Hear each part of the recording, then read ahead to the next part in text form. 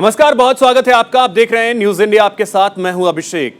सुबह के 8 बज चुके हैं और हम आपके लिए लेकर आए हैं सुबह की 8 बड़ी खबरें। तो ये 8 बड़ी खबरें हैं। पहली खबर है, देश को मिलेगा आज नया संसद भवन। सेंट्रल विस्टा का पीएम मोदी आज उद्घाटन करेंगे। दूसरी बड़ी खबर है, कन्याकुमारी से कांग्रेस की भारत जोड़ो यात्रा की शुरुआत हो गई है। 2024 लक्ष्य है, पीएम मोदी पर निशाना है। तीसरी खबर, अरविंद केजरीवाल हरियाणा के दौरे पर हैं। आज आदमपुर में तिरंगा यात्रा निकालने वाले हैं। चौथी खबर, देश को आज सबसे बड़े रबर डैम मिलने वाला है। बिहार के सीएम नीतीश कुमार गया में इसका उद्घाटन करने वाले हैं। पांचवी खबर होगी, दिल्ली के राउज एवेन्यू कोर्ट से, जहां पर सत्येंद्र जैन की जमानत अर्जी पर आज सुनवाई होनी है। छठी खबर होगी, 2 दिवसीय यात्रा पर काशी आएंगे मुख्यमंत्री योगी आदित्यनाथ। तमाम विकास परियोजनाओं का निरीक्षण करेंगे और श्री काशी विश्वनाथ मंदिर में दर्शन कर पूजा अर्चना भी करेंगे। सातवीं खबर होगी, भारत दौरे पर बांग्लादेश की प्रधानमंत्री शेख हसीना आज अजमेर यात्रा पर रहेंगी। सूफी संत ख्वाजा मोइनुद्दीन हसन चिश्ती की दरगाह पर चादर चढ़ाएंगी। और आठवीं खबर होगी, अफगानिस्तान एशिया कप में हारकर बाहर हो गया है। पाकिस्तान के साथ एक रोमांचक मुकाबला हुआ, जिसमें पाकिस्तान ने अफगानिस्तान को 1 विकेट से हरा दिया और इसी के साथ भारत की उम्मीदें भी खत्म हो गई।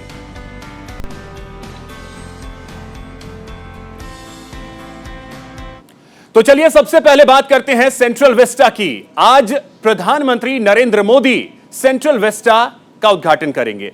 शाम 7 बजे इसका उद्घाटन होगा। दिल्ली के राजपथ का नाम बदल दिया गया है, अब कर्तव्य पथ होगा।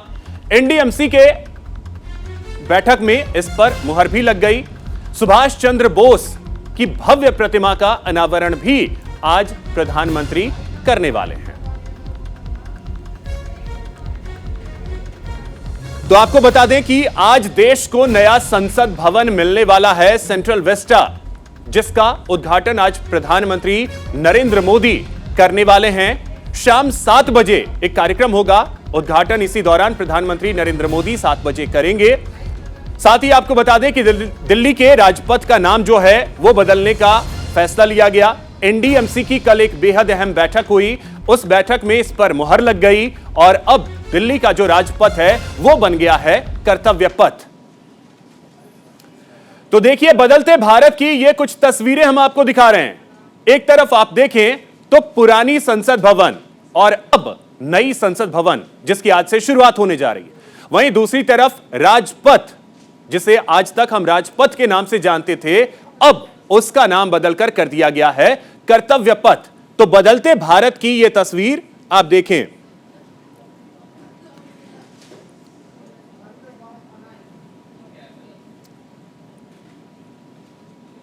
तो सेंट्रल विस्टा कि आज उसका उद्घाटन होगा। प्रधानमंत्री नरेंद्र मोदी शाम 7 बजे उद्घाटन करेंगे। तो तस्वीर जो हम आपको दिखा रहे हैं, बदलते भारत की यह तस्वीर है। पुरानी संसद भवन और नई संसद भवन, राजपथ जो अब हो गया है कर्तव्य पथ।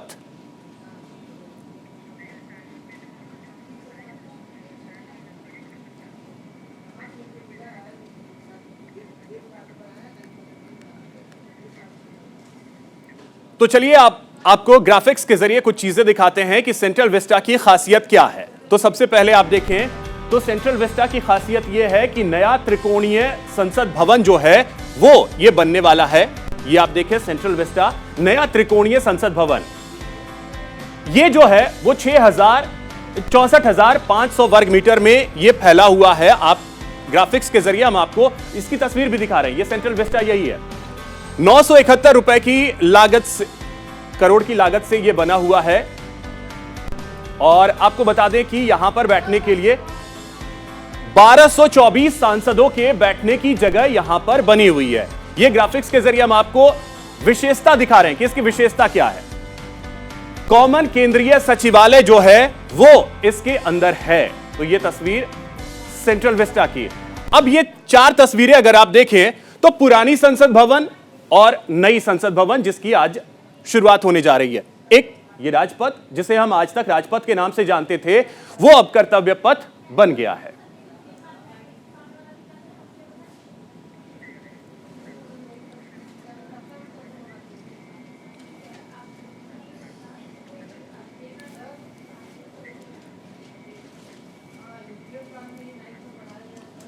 तमिलनाडु के कन्याकुमारी से कांग्रेस के महत्वाकांक्षी सफर भारत जोड़ो यात्रा की शुरुआत हो गई है।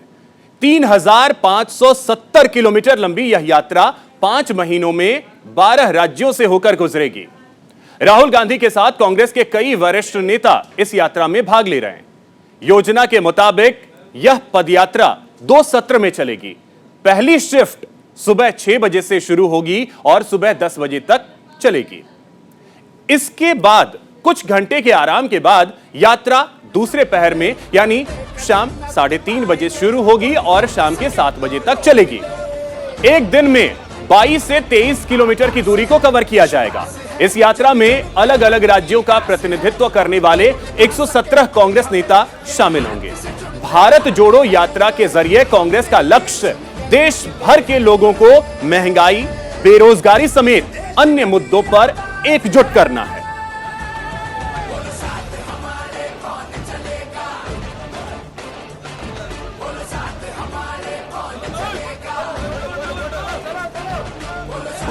राहुल गांधी की अगुवाई में कांग्रेस 150 दिनों की पदयात्रा पर कांग्रेस निकल चुकी है, जिसके निशाने पर 2024 में मोदी सरकार।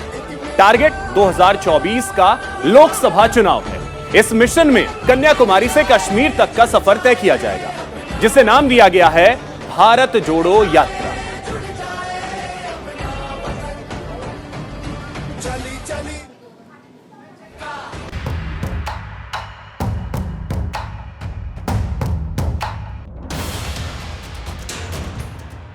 देश की सबसे पुरानी पार्टी कांग्रेस, जो इन दिनों सियासत में अपने वजूद को बचाने के लिए जद्दोजहद में लगी है।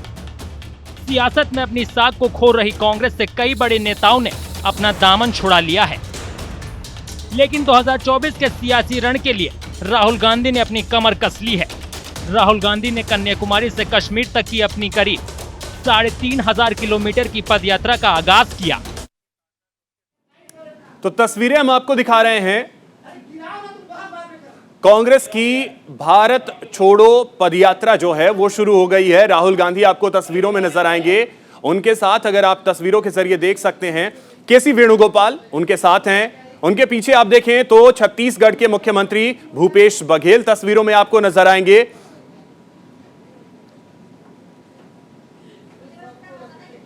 तो ये तस्वीरें जो हैं वो कन्याकुमारी से सामने आ रही हैं। आज से इस पदयात्रा की शुरुआत हो गई है। 2 शिफ्ट में यह पदयात्रा चलेगी, जिसमें पहले शिफ्ट की शुरुआत जो है वो सुबह 6 बजे होगी, जिसकी शुरुआत आज हो चुकी है।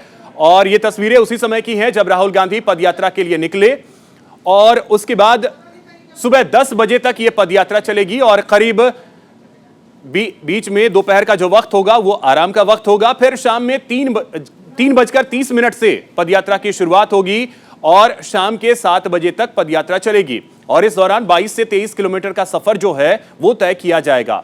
मिशन 2024 ही है, निशाने पर बीजेपी सरकार है। और राहुल गांधी आपको तस्वीरों में नजर आएंगे, उनके साथ भूपेश बघेल छत्तीसगढ़ के मुख्यमंत्री, केसी वेणुगोपाल कांग्रेस के दिग्गज नेता तस्वीरों में नजर आएंगे आपको।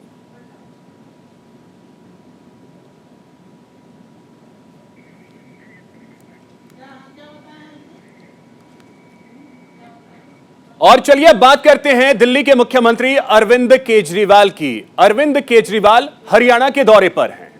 आदमपुर उपचुनाव निशाने पर है, तैयारियों में जुटे हुए हैं और इसी कड़ी में आज आदमपुर में तिरंगा यात्रा निकालेंगे अरविंद केजरीवाल। यात्रा के बाद एक जनसभा को भी संबोधित करेंगे। इस दौरान उनके साथ पंजाब के मुख्यमंत्री भगवंत मान रहेंगे। तो आपको बता दें कि मिशन हरियाणा में अब आम आदमी पार्टी पूरी तरीके से जुट चुकी है। कल ही मेक इंडिया नंबर 1 कैंपेन की शुरुआत अरविंद केजरीवाल ने हिसार हरियाणा से की और आज भी वो हरियाणा में हैं, जहां पर आज तिरंगा यात्रा निकालने वाले हैं। आदमपुर उपचुनाव की तैयारी में पूरी तरीके से जुटे हुए हैं अरविंद केजरीवाल। तिरंगा यात्रा जो निकाली जाएगी, इस दौरान उनके साथ होंगे पंजाब के मुख्यमंत्री भगवंत मान।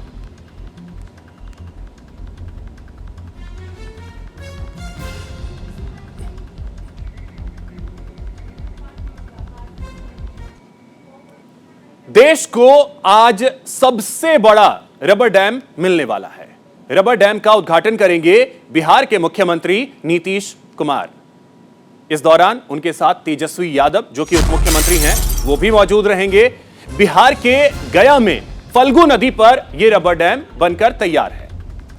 411 मीटर लंबा ये रबर डैम है जिसकी आज शुरुआत होने वाली है। आज उद्घाटन करेंगे बिहार के मुख्यमंत्री नीतीश कुमार। तो बिहार के गया में फल्गु नदी पर यह रबर डैम बना है। देश का सबसे बड़ा रबर डैम है ये, 411 मीटर का है ये। और उद्घाटन कार्यक्रम के दौरान बिहार के उप मुख्यमंत्री तेजस्वी यादव वहां मौजूद रहेंगे।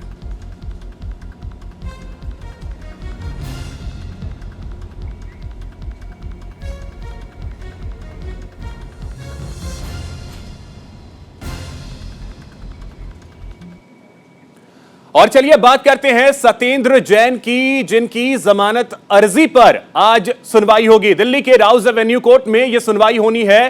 पिछले 3 महीने से जेल में बंद हैं दिल्ली के स्वास्थ्य मंत्री सत्येंद्र जैन। तो यह बड़ी खबर आपको बता दें, मनी लॉन्ड्रिंग का उन पर आरोप है और वो पिछले 3 महीने से जेल में हैं। और आज जमानत अर्जी पर दिल्ली के राउज एवेन्यू कोर्ट में सुनवाई होनी है। पिछले 3 महीने से जेल में है सत्येंद्र जैन और आज देखना अहम होगा कि सुनवाई जो होनी है उसमें क्या उन्हें राहत मिल पाती है या नहीं। तो सत्येंद्र जैन की जमानत अर्जी पर आज दिल्ली के राउज एवेन्यू कोर्ट में सुनवाई होनी है।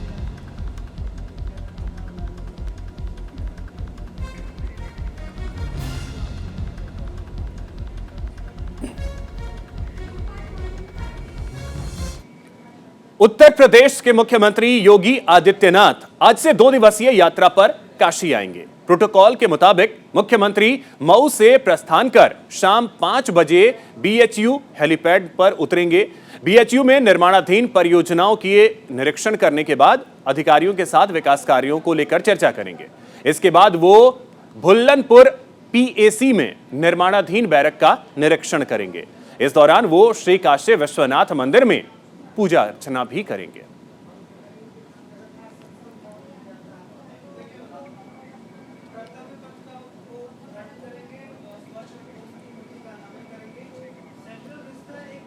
भारत दौरे पर बांग्लादेश की प्रधानमंत्री शेख हसीना आज अजमेर यात्रा पर रहेंगी। यहां वो सूफी संत ख्वाजा मोइनुद्दीन हसन चिश्ती की दरगाह पर जियारत करेंगी। मखमली चादर और गुलाब के फूल पेश करेंगी। शेख हसीना के आगमन को लेकर प्रशासन हाई अलर्ट पर है। जियारत के दौरान दरगाह में चप्पे चप्पे पर कड़ी सुरक्षा व्यवस्था रहेगी। शेख हसीना की जियारत से पहले प्रशासन दरगाह को पूरी तरह से खाली कराएगा। करीब 6 घंटे तक किसी को भी दरगाह में प्रवेश करने की इजाजत नहीं होगी।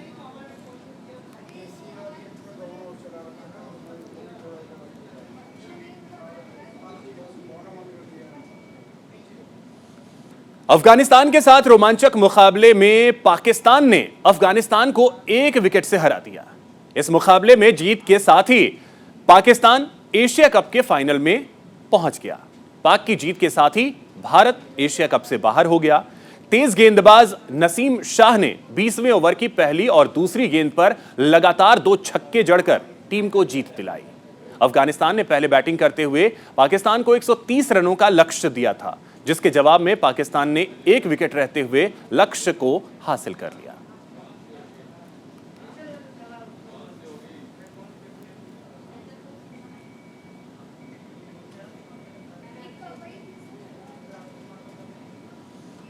और चलिए बात करते हैं उपराष्ट्रपति जगदीप धनखड़ की। आज अपने पैतृक गांव झुंझुनू के किठाना पहुंचेंगे उपराष्ट्रपति।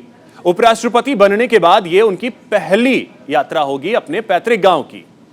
किठाना में वे अपने आराध्य देव जोड़िया स्थित बालाजी धाम में बालाजी के दर्शन करेंगे। इस दौरान किठाना के जिस स्कूल में धनखड़ ने अपनी प्राइमरी एजुकेशन पूरी की, उसके भवन की नींव भी रखेंगे।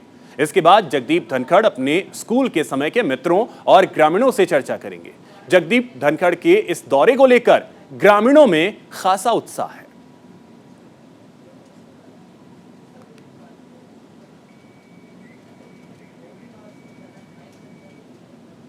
केंद्रीय गृह मंत्री अमित शाह आज नई दिल्ली में राज्य के सहकारिता मंत्रियों के 2 दिवसीय राष्ट्रीय सम्मेलन का उद्घाटन करेंगे।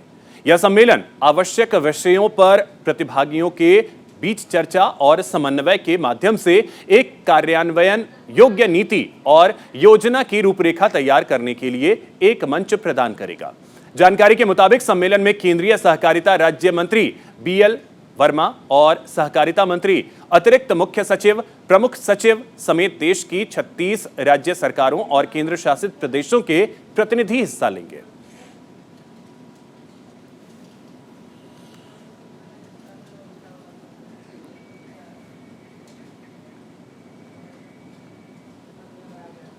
मंगोलिया का अपना दौरा पूरा कर चुके भारत के रक्षा मंत्री राजनाथ सिंह आज जापान के टोक्यो पहुंचेंगे, जहां वो भारत जापान 2+2 मंत्री स्तरीय संवाद में हिस्सा लेंगे। इस दौरान उनके साथ विदेश मंत्री एस जयशंकर भी मौजूद रहेंगे। भारत जापान 2+2 संवाद के अलावा राजनाथ सिंह दोनों देशों के बीच विभिन्न सेक्टरों के मद्देनजर रक्षा सहयोग को और मजबूत बनाने के लिए अलग से द्विपक्षीय वार्ता करेंगे। अपने इस यात्रा के दौरान जापान के प्रधानमंत्री फूमियो किशिदो के साथ मुलाकात करने का भी उनका कार्यक्रम है। रक्षा मंत्री जापान में रहने वाले भारतीय समुदाय से बातचीत करने के लिए टोक्यो स्थित भारतीय दूतावास द्वारा आयोजित एक सामुदायिक कार्यक्रम में भी शामिल होंगे।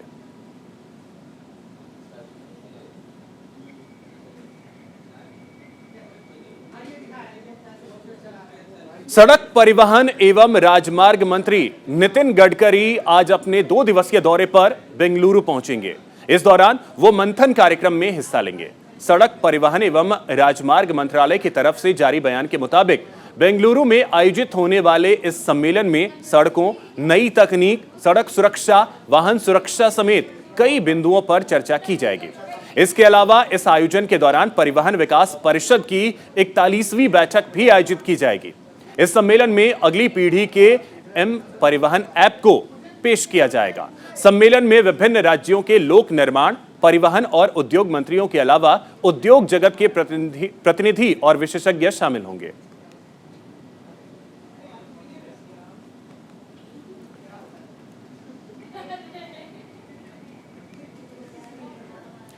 राजस्थान बीजेपी ने मिशन 2023 को हासिल करने के लिए पहले से ही शतरंज की बिसात बिछानी शुरू कर दी है।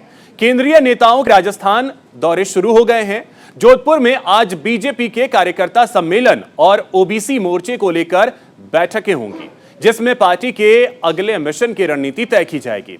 यह सम्मेलन 10 सितंबर तक चलेगा। ओबीसी सम्मेलन में ओबीसी जातियों को साधने पर फोकस किया जाएगा। उम्मीद जताई जा रही है कि सम्मेलन के उद्घाटन समारोह में पार्टी के राष्ट्रीय अध्यक्ष जेपी नड्डा पहुंच सकते हैं।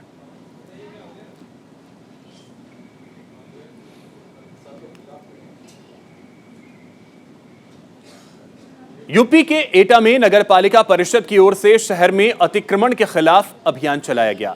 जीटी रोड से अतिक्रमण हटाओ अभियान शुरू किया गया। इस दौरान नगर पालिका कर्मचारियों ने जेसीबी से नाली पर हो रहे अतिक्रमण को ध्वस्त कर दिया। जिन दुकानदारों ने सड़क किनारे अवैध कब्जा किया हुआ था, उनसे जुर्माना भी वसूला गया। इस दौरान एसडीएम अलंकार अग्निहोत्री, अधिशासी अधिकारी संजय कुमार गौतम समेत पुलिस बल तैनात रहे।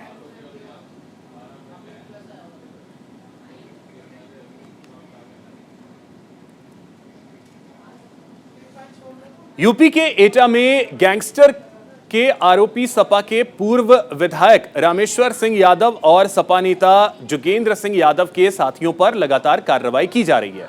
गैंगस्टर के आरोपी रामेश्वर सिंह यादव के साथी विजय पाल यादव के साथ अब राहुल गुप्ता उर्फ नीलू की संपत्ति जब्त की गई। इन पर आरोप है कि इन्होंने करोड़ों की अवैध संपत्ति अर्जित की थी। जेल में बंद पूर्व विधायक रामेश्वर सिंह यादव और नीलू गुप्ता के घर पर पुलिस ने नोटिस चस्पा किया।